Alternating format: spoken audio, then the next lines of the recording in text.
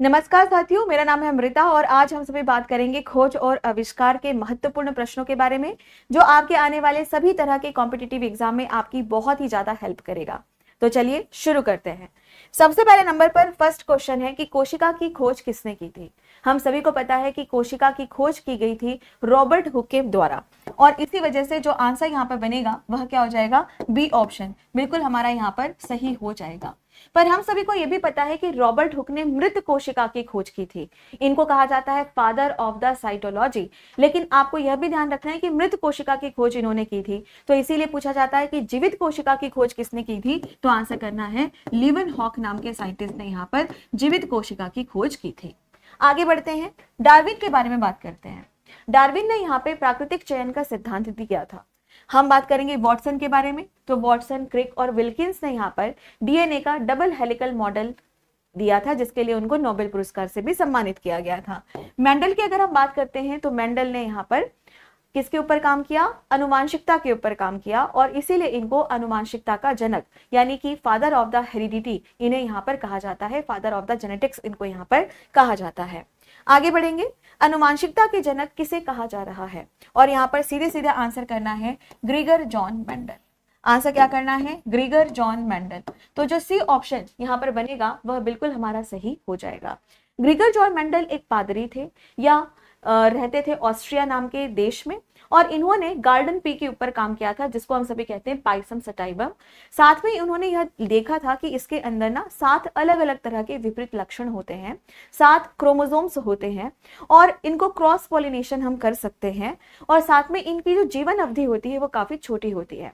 इसी वजह से यह काफी लकी थे और इन्होंने अपने जीवन में ही बहुत सारे परिणामों को देखा और इन्होंने जीन का भी पता लगाया था, पर उस टाइम पे इन्होंने इसे जीन नहीं कहा था, उन्होंने इसे कहा था फैक्टर। और फिर बाद में जॉनसन नाम के एक साइंटिस्ट आए, उन्होंने यहाँ पर जॉनसन नाम के जो साइंटिस्ट थे उन्होंने इसको यहाँ पर फैक्टर को आगे क्या बोला, जीन यहाँ पर बोला। ठीक है, बाकी मैंने अभी आपको जस्ट बताया है चार्ल्स डार्विन के बारे में, नेचुरल सिलेक्शन की थ्योरी दी है, Robert Hooke father of the cytology और वॉटसन ने यहाँ पर डीएनए स्ट्रक्चर दिया था। फिर है प्राकृतिक वर्ण का सिद्धांत किसके द्वारा यहाँ पर दिया गया है और अभी तुरंत ही मैंने आप लोगों को यहाँ पे समझाया था कि जो प्राकृतिक वर्ण है, जो नेचुरल सिलेक्शन है, उसके बारे में किसने बताया था, डार्विन ने बताया था और इसीलिए जो आंसर बनेगा वह क्या है, सी ऑप्शन। लैमार्क ने भी यहाँ पर इवोल्यूशन थ्योरी दी, विकास की यहाँ पर थ्योरी दी, पर साथ में हमें समझना पड़ेगा कि इनका सिद्धांत था एक्वायर्ड कैरेक्टर्स ट्रांसमिट होते हैं, यानी कि जो हमारे शारीरिक लक्षण हैं अगर उसमें कोई बदलाव होंगे तो वो बच्चों के पास भी पहुंचेंगे। पर आज के टाइम पे हम जो मान के चलते हैं, जिस थ्योरी को हम फॉलो करते हैं वो है डार्विन की थ्योरी। फिर आते हैं यहाँ पे हेक्सले। हेक्सले ने कहा था कि protoplasm is the physical basis of the life. इसका मतलब कि हम सभी को पता है कि हमारे जीवन की जो इकाई है वो है सेल, लेकिन इनका यह कहना था कि भौतिक इकाई होती है, फिजिकल जो इकाई होती है वो होती है प्रोटोप्लाज्म। ये किसने कहा था, हेक्सले ने कहा था। आगे बढ़ते हैं, डीएनए का डबल हेलिक्स संरचना किसके द्वारा दिया गया था। कहा जा रहा है कि double helix model of the DNA किसके द्वारा दिया गया था। इसका जो सही आंसर बनेगा वो है बी ऑप्शन। आंसर क्या हो जाएगा, बी ऑप्शन। ठीक है, तो यहाँ पर आपको ध्यान रखना है कि वॉटसन एंड क्रिक और इसके साथ ही आते हैं यहाँ पर विल्किंस नाम के साइंटिस्ट और साथ में फ्रैंकलिन, इन चारों ने मिलकर के इसके ऊपर काम किया। लेकिन वॉटसन, क्रिक और विल्किंस को ही नोबेल पुरस्कार मिला, फ्रैंकलिन को नहीं मिल पाया क्योंकि इनको कैंसर हो गया था। ये एक फीमेल साइंटिस्ट थी, इनकी मौत हो गई थी और आप सभी को पता है कि मरने के बाद नोबेल पुरस्कार नहीं दिया जाता है। ठीक है, आगे हम सभी बात करते हैं किसके बारे में, यहाँ पर हर्शे और चेज के बारे में। प्यारे बच्चों, जो भी यहाँ पर हर्शे और चेज है, इन्होंने क्या बताया था यहाँ पर, तो इन्होंने ये बताया था कि जो डीएनए होता है वह कोई प्रोटीन नहीं होता, वो क्या होता है यहाँ पर, जेनेटिक मटेरियल होता है। इस बात के बारे में इन्होंने यहाँ पर ही बताया था रिसर्च करके। ठीक है, अब हम बात करते हैं यहाँ पर ग्रिफिथ के बारे में। ग्रिफिथ की अगर हम बात करते हैं तो इन्होंने यहाँ पर ट्रांसफॉर्मिंग प्रिंसिपल दिया था, ट्रांसफॉर्मिंग प्रिंसिपल इन्होंने ही दिया था। चलिए आगे बढ़ते हैं, रक्त परिसंचरण की खोज किसके द्वारा की गई थी। रक्त परिसंचरण की जो खोज है वह किसके द्वारा की गई थी और आपको यहाँ पे आंसर करना है विलियम हार्वे। आंसर क्या हो जाएगा, विलियम हार्वे। तो जो फीमेल हॉर्स होती है, घोड़ी होती है, उसके अंदर इन्होंने यह रिसर्च किया था और इन्होंने यह बताया कि जो भी ब्लड सर्कुलेशन होता है वह रक्त नलिकाओं से होकर के ही गुजरता है। आगे बढ़ेंगे। पाश्चर, पाश्चर की अगर हम यहाँ पर बात करते हैं तो इनके बारे में कुछ महत्वपूर्ण बातें। पाश्चर की अगर हम बात करते हैं तो सबसे पहली बात कि इन्होंने जर्म थ्योरी दिया था। जर्म थ्योरी का मतलब होता है यहाँ पर रोगाणु सिद्धांत। क्या दिया था इन्होंने? रोगाणु सिद्धांत इन्होंने यहाँ पर दिया था। इसके अलावा अगर हम बात करते हैं रेबीज के बारे में, हम बात करते हैं यहाँ पे कोलेरा यानी हैजा के बारे में, अगर हम सभी बात करते हैं यहाँ पर एंथ्रेक्स के बारे में, तो इन सभी के लिए जो वैक्सीन है, जो टीका है, उसके लिए भी यहाँ पर पाश्चर को पूरा श्रेय जाता है कि इसका टीका इन्होंने यहाँ पे बनाया था। इसके अलावा अगर हम बात करते हैं पॉस्चराइजेशन के बारे में, तो पॉस्चराइजेशन की जो प्रक्रिया है उसके बारे में भी पॉस्चर ने ही बताया था। पॉस्चराइजेशन क्या होता है? तो सबसे पहले जैसे नॉर्मल तौर पर दूध की अगर हम बात करते हैं तो घर में आपने देखा होगा कि दूध को रखने से पहले हम उसको पहले उबालते हैं, ठंडा करते हैं और फिर स्टोर करते हैं। अगर ऐसे ही हम सभी बहुत बड़े लेवल में काम कर रहे हैं, किसी फूड इंडस्ट्री में काम कर रहे हैं, तो वहां पर क्या किया जाएगा? दूध को सबसे पहले बहुत ही हाई टेम्परेचर में गर्म किया जाता है, फिर अचानक से उसको ठंडा किया जाता है, फिर गर्म किया जाता है, फिर अचानक से ठंडा किया जाता है, ताकि उसके अंदर जो भी हार्मफुल बैक्टीरिया होती हैं वो सभी के सभी यहाँ पर मर जाए। इसके अलावा अगर हम देखते हैं तो इन्हें कहा जाता है father of bacteriology. Father of bacteriology के नाम से भी हम सभी इसे यहाँ पर जानते हैं। एक चीज और मैं आपको यहाँ पे पाश्चर के बारे में बताना चाहूंगी कि यह है फादर ऑफ द बैक्टीरियोलॉजी, है ना। लेकिन अगर आपसे कभी पूछ ले who is the father of modern bacteriology, यानी आधुनिक जीवाणु विज्ञान के जनक कौन है, तब आपका आंसर क्या हो जाएगा यहाँ पर? कोच। आगे बढ़ते हैं जेनर के बारे में। हम सभी को पता है कि जो भी हमारे जेनर हैं उन्होंने सबसे पहले टीकाकरण बनाया था और इसी वजह से टीकाकरण के पिता इन्हें कहा जाता है। Cowpox, chickenpox, smallpox, इन सब के लिए सबसे पहले टीका जेनर ने ही बनाया था। ठीक है, तो ये आपको ध्यान यहाँ पर रखना पड़ेगा। आगे बढ़ते हैं यहाँ पर कि चेचक का टीका किसने यहाँ पर बनाया था, और अभी तुरंत ही मैंने यहाँ पे बताया है, वो है एडवर्ड जेनर। एडवर्ड जेनर, और इसीलिए जो बी ऑप्शन यहाँ पे बनेगा वह बिल्कुल सही है। पाश्चर और कोच के बारे में हमने पढ़ लिया है। अब हम बात करेंगे फ्लेमिंग। प्यारे बच्चों, फ्लेमिंग ने क्या काम किया था यहाँ पर? तो आंसर करना कि इन्होंने ही सबसे पहले फर्स्ट एंटीबायोटिक बनाया था। फर्स्ट एंटीबायोटिक इन्होंने ही सबसे पहले बनाया था, जिसका नाम था पेनिसिलिन। पेनिसिलिन। और ये जो पेनिसिलिन है ये किससे इन्होंने बनाया था? तो आंसर करना एक कवक से इन्होंने बनाया था जिसका नाम है पेनिसिलियम। और स्ट्रेप्टो जो अलग अलग तरह की बैक्टीरिया होती है जिसको आप कहते हो यहाँ पर स्ट्रेप्टोकोकस, ठीक है, स्टेफाइलोकोकस। तो स्टेफाइलोकोकस नाम की जो बैक्टीरिया होती है उसको सबसे पहले इन्होंने यहाँ पर क्या करा था?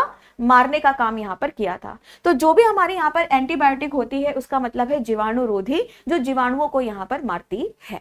आगे नेक्स्ट पॉइंट की ओर यहाँ पे बढ़ते हैं। पेनिसिलिन की खोज किसने की थी? अभी तुरंत ही मैंने यहाँ पे बताया कि जो पेनिसिलिन है उसकी खोज किसने की थी, तो आंसर करना कि फ्लेमिंग ने की थी। किसने की थी बच्चों? यहाँ पर फ्लेमिंग ने की थी, और इसीलिए जो आंसर बनेगा वह क्या हो जाएगा? ए ऑप्शन बिल्कुल हमारा यहाँ पर सही हो जाएगा। नेक्स्ट क्वेश्चन की ओर यहाँ पे बढ़ते हैं कि रोगों के रोगाणु सिद्धांत का प्रस्ताव किसके द्वारा यहाँ पर दिया गया था? अभी तुरंत ही मैंने बताया है, ठीक है, जल्दी से बताएंगे 8th का आंसर। और आंसर जो यहाँ पर बनेगा वह क्या हो जाएगा? 8th का जो आंसर यहाँ पर बनेगा वो है हमारा लुईस पाश्चर, और इन्होंने ही यहाँ पर क्या दिया था? रोगों के रोगाणु सिद्धांत के बारे में इन्होंने यहाँ पे बताया था। जर्म थ्योरी इन्होंने ही यहाँ पर दिया था। आगे बढ़ते हैं यहाँ पर माइटोकॉन्ड्रिया की खोज किसने यहाँ पर की थी? काफी अच्छा क्वेश्चन है, तो इसके बारे में कुछ जानकारी मैं आपको दे देती हूँ। जब इस तरह के क्वेश्चंस आते हैं तो आपको यह समझना पड़ेगा कि सबसे पहले यहाँ पर बात आती है कोलिकर के बारे में। सबसे पहले हम बात करेंगे यहाँ पर कोलिकर के बारे में, ठीक। दूसरी बात हम सभी करेंगे यहाँ पे अल्टमन के बारे में। किसके बारे में? अल्टमन के बारे में। और तीसरी बात हम सभी करेंगे यहाँ पर बेंडा के बारे में। किसके बारे में? बेंडा के बारे में। तो बच्चों आपको यह समझना पड़ेगा कि जो भी हमारा माइटोकॉन्ड्रिया होता है, जिसको हम कहते हैं power house of the cell, इसकी जो खोज थी वह किसने की थी? इसकी जो खोज थी वह किसने की थी? कोलिकर ने की थी, ठीक है। अल्टमैन ने यहाँ पर माइटोकॉन्ड्रिया को बायोब्लास्ट नाम दिया था। क्या नाम दिया था? बायोब्लास्ट यहाँ पर इन्होंने नाम दिया था माइटोकॉन्ड्रिया को। फिर बहुत बाद में बेंडा नाम के साइंटिस्ट यहाँ पर आते हैं, वो कहते हैं कि नहीं, हम इसको बायोब्लास्ट नहीं कहेंगे, हम इसको कहेंगे माइटोकॉन्ड्रिया। माइटोकॉन्ड्रिया, तो माइटोकॉन्ड्रिया जो शब्द है वह किसके द्वारा दिया गया था? बेंडा के द्वारा दिया गया था। तो जब खोज के बारे में बात हो रही है तो कहीं पर भी कोलिकर का नाम नहीं है, और इसीलिए हम सभी क्या देखेंगे यहाँ पर? अल्टमन को हम सभी यहाँ पर टिक लगाएंगे, और इसीलिए जो ए ऑप्शन बनेगा वो यहाँ पर ऑप्शंस को देख करके सही होगा। ठीक है, आगे बढ़ते हैं यहाँ पे नेक्स्ट पॉइंट की तरफ। गोल्गी, इन्होंने गोल्गी बॉडीज की खोज की थी, और जब हम बात करते हैं स्लीडन और स्वान, तो इन दोनों ने मिलकर के यहाँ पर सेल थ्योरी दी थी, कोशिका सिद्धांत इन दोनों ने मिलकर के यहाँ पर दिया था। चलो आगे बढ़ते हैं। क्लोरोफिल की खोज किसने की थी? 10th का जल्दी से इसका आंसर करेंगे, और आंसर आपको यहाँ पे करना है कि यहाँ पर बात आती है विल स्टेटर के बारे में, और इन्होंने ही यहाँ पर क्लोरोफिल की खोज की थी। ठीक है, आगे हम नेक्स्ट पॉइंट की ओर यहाँ पे हम सभी बढ़ते हैं, आगे यहाँ पे चलते हैं कि इन्होंने यहाँ पर अगर हम देखें एगेलमैन, तो इन्होंने भी यहाँ पर क्लोरोफिल से ही संबंधित काम किया था, साथ में इन्होंने मसल्स का जो ऑपरेशन होता है उसके लिए भी काम किया था, पर जो पहली प्राथमिकता हम देते हैं वह किसको देते हैं? विल स्टेटर को यहाँ पर देते हैं। पहला सूक्ष्मदर्शी किसने यहाँ पर बनाया था? पहला सूक्ष्मदर्शी किसने यहाँ पर बनाया था? और आंसर करना है कि लीवेनहॉक ने ही यहाँ पर पहला सूक्ष्मदर्शी बनाया था, और इसीलिए जो बी ऑप्शन यहाँ पर बनेगा वह बिल्कुल हमारा सही है। आगे बढ़ेंगे कि एटीपी की संरचना की खोज किसके द्वारा की गई थी? एटीपी की जो संरचना है उसकी खोज किसके द्वारा यहाँ पर की गई थी? तो आंसर करना लैपमैन के द्वारा की गई थी। और आप सभी को पता है कि जो एटीपी है वो कहाँ पर बनता है? माइटोकॉन्ड्रिया के अंदर बनता है। और आप सभी को पता होना चाहिए कि एटीपी की फुल फॉर्म क्या होती है, तो लिखते हैं यहाँ पर एडिनोसिन ट्राइफॉस्फेट, एडिनोसिन ट्राइफॉस्फेट, और इसी को ही हम सभी क्या कहते हैं? तो आंसर करना एनर्जी करेंसी के नाम से भी हम सभी इसे जानते हैं। इसी को हम सभी यहाँ पर ऊर्जा मुद्रा के नाम से भी हम सभी इसे जानते हैं, क्योंकि हमारी बॉडी में जितने भी यहाँ पर कार्य होते हैं, जितने भी मेटाबॉलिक एक्टिविटी होती है, उन सभी के लिए हमें एटीपी की यहाँ पर आवश्यकता होती है। आगे बढ़ेंगे यहाँ पर। पोलियो वैक्सीन किसके द्वारा बनाया गया था? पोलियो वैक्सीन किसके द्वारा यहाँ पर बनाया गया था? और तब आपको यहाँ पर आंसर करना है, वो है डॉक्टर साल्क। तो इसी वजह से जो आंसर यहाँ पे बनेगा वह हो जाएगा ए ऑप्शन, यहाँ पे बिल्कुल हमारा सही हो जाएगा। तो इनका पूरा नाम क्या था? इनका पूरा नाम है डॉक्टर जॉन साल्क, और इन्होंने ही यहाँ पर वैक्सीन बनाई थी पोलियो के लिए। पोलियो के लिए पहली वैक्सीन इन्होंने बनाई थी। लेकिन अगर आपसे पूछा जाता है कि ओरल ड्रॉप्स, जैसे आप सभी ने सुना होगा ना, 2 बूंद जिंदगी के, है ना, oral drops, polio oral drops, ये किसने बनाया था? तो आंसर करना है doctor Albert Sabin. Doctor Albert Sabin, इन्होंने यहाँ पर ओरल ड्रॉप्स बनाया था। चलिए आगे बढ़ते हैं। यहाँ पर जीव विज्ञान शब्द किसके द्वारा दिया गया था? काफी अच्छा क्वेश्चन है, चलिए जल्दी से इसका आंसर करेंगे। Who coined the term biology? Biology जो शब्द है वह किसके द्वारा यहाँ पर दिया गया था? और आप सभी को पता है यहाँ पर वो है लैमार्क और ट्रिविरेनस, और इसी वजह से जो आंसर यहाँ पे बनेगा वह क्या हो जाएगा? ए ऑप्शन बिल्कुल हमारा सही होगा। जबकि अगर हम डार्विन के बारे में बात करते हैं तो डार्विन ने नेचुरल सिलेक्शन यानी प्राकृतिक चयन का सिद्धांत दिया था। अरस्तु की अगर हम बात करते हैं तो बायोलॉजी और जूलॉजी, इनके जनक इनको कहा जाता है। अगर हम बात करते हैं लीनियस के बारे में तो इन्हें टैक्सोनॉमी के फादर यानी वर्गीकरण विज्ञान के जनक इनको कहा जाता है। और साथ में थियोफ्रेस्टस की अगर हम बात करें तो उन्हें हम बॉटनी के जनक यहाँ पर कहते हैं। चलो आगे बढ़ेंगे। 5 जगत का जो वर्गीकरण है वह किसके द्वारा दिया गया था? 5 जगत का जो वर्गीकरण है वह किसके द्वारा दिया गया था? और आंसर आपको करना है R.H. विटकर। R.H. विटकर, और इन्होंने ही यहाँ पर 5 जगत का वर्गीकरण दिया था। जब 5 जगत का वर्गीकरण इन्होंने दिया तो इस वर्गीकरण में कौन कौन यहाँ पर सम्मिलित थे? पहला Monera kingdom. Monera kingdom, kingdom मतलब यहाँ पर जगत, है ना, जगत। अब यहाँ पर हम बात करते हैं, दूसरे नंबर पर आता है प्रोटिस्टा किंगडम, फिर आता है फंजाई किंगडम, फिर आता है यहाँ पे प्लांटी जिसको हम पादप जगत कहते हैं, और फिर आता है एनिमेलिया जिसको हम सभी यहाँ पर जंतु जगत कहते हैं। तो जगत के हिसाब से इन्होंने यहाँ पर क्या दिया था? वर्गीकरण किया था। तो विटकर ने क्या किया था? यहाँ पर 5 जगत का वर्गीकरण किया था। जबकि लीनियस की अगर हम बात करते हैं तो इन्होंने 2 जगत का वर्गीकरण किया था, और अर्नेस्ट हेकल की अगर हम बात करते हैं तो इन्होंने 3 जगत का वर्गीकरण यहाँ पर दिया था। लेकिन अगर हम सभी बात कर रहे हैं किसके बारे में, वूज के बारे में, तो इन्होंने जगत का वर्गीकरण नहीं किया। इन्होंने क्या दिया था, एनसीईआरटी कहती है कि इन्होंने यहां पर दिया था 3 डोमेन सिस्टम। तो सभी जगत में आ कर रहे हैं, लेकिन इन्होंने क्या दिया था, डोमेन सिस्टम, जिसको हम सभी कहते हैं यहाँ पे 3 साम्राज्य का वर्गीकरण इन्होंने यहां पर दिया था। ठीक है, और जब 3 साम्राज्य का वर्गीकरण इन्होंने यहां पर दिया था तो वह कौन कौन से थे। पहले नंबर पर था यहां पर आर्किया, दूसरे नंबर पर था यहां पर बैक्टीरिया, और तीसरे नंबर पर था वो था यहाँ पे यूकैरिया। तो यहाँ पे आप देखते हो कि इसके ऊपर वैसे तो बहुत डिटेल में प्रश्न नहीं पूछता है, लेकिन अगर पूछ ले कि 3 डोमेन सिस्टम किसके द्वारा दिया गया था, तो आंसर आपको क्या करना है, वुज के द्वारा यहाँ पर दिया गया था। ठीक है, बाकी सभी ने यहाँ पर किसके ऊपर दिया, जगत यानी किंगडम के ऊपर क्लासिफिकेशन किया था। आगे बढ़ते हैं, इंसुलिन की खोज यहाँ पर किसने की थी। काफी अच्छा क्वेश्चन है, चलिए जल्दी से इसका आंसर करेंगे यहाँ पर 16 का। और हम सभी को पता है कि बैटिंग और बेस्ट ने यहाँ पर इंसुलिन की खोज की थी। ये हमारे पैनक्रियाज के जो बीटा सेल्स होती है, तो आइलेट्स ऑफ द लैंगरहैंस की जो बीटा सेल्स होती है वहां से यह निकलता है और ब्लड शुगर लेवल को कंट्रोल करता है। ठीक है, आगे बढ़ेंगे, नेक्स्ट क्वेश्चन कि राइबोसोम की खोज यहाँ पर किसने की थी। और हम सभी को पता है कि पेलाडे नाम के साइंटिस्ट ने यहाँ पर राइबोसोम की खोज की थी।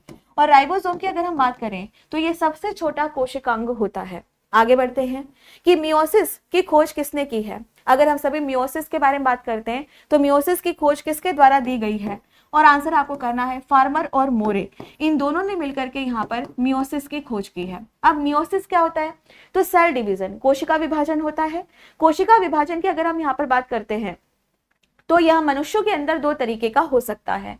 पहले नंबर पर आता है यहाँ पर मियोसिस और दूसरे नंबर पर आता है माइटोसिस।